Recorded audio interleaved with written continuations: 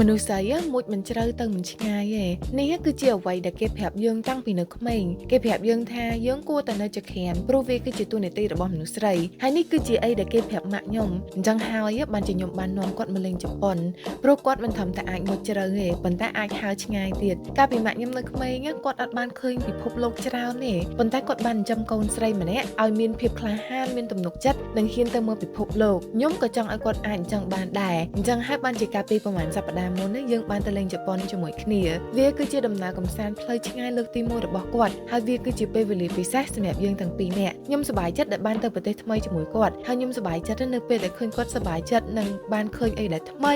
ហើយញ៉ាំម្ហូបប្លែកៗគាត់បានឲ្យទំនុកចិត្តឲ្យខ្ញុំបានខ្លាចទៅជាខ្ញុំក្នុងសប្តាហ៍ថ្ងៃនេះហើយយើងទាំងពីរនាក់បានមុជជ្រៅហោះឆ្ងាយជាមួយគ្នាប៉ុន្តែដូចទាំងអស់គ្នាឃើញអញ្ចឹងខ្ញុំដល់ថ្ងៃមករដូវពេលដែលដើរលេងលើកនេះតែអីដែលធ្វើឲ្យខ្ញុំកាន់តែមានទំនុកចិត្តគឺដឹងថាខ្ញុំមាន Libres តាមខ្លួនសម្លេងអនាម័យ Libres បានហោះជាមួយខ្ញុំទៀតហើយលើកនេះហើយខ្ញុំបានយក Libres Odor Care ព្រោះ Libres Odor Care ផ្ដល់ផាសុខភាពការពារការហៀបប្រឡាក់កាត់បន្ថយក្លិននិងការពារពីមេរោគសម្លេងអនាម័យ Libres ជក់ទឹកខ្លាំងដែលសមស្របជាពិសេសសម្រាប់ដំណើរកម្សាន្តទាំងអស់គ្នាអាចស្វែងរកគ្រប់ផលិតផល Libres បាននៅផ្សារទំនើប Aeon ហើយកុំភ្លេច follow page Libres Cambodia សម្រាប់ចំណេះដឹងផ្សេងៗទាក់ទងពីការមករដូវសាកល្បង Libres នៅថ្ងៃនេះ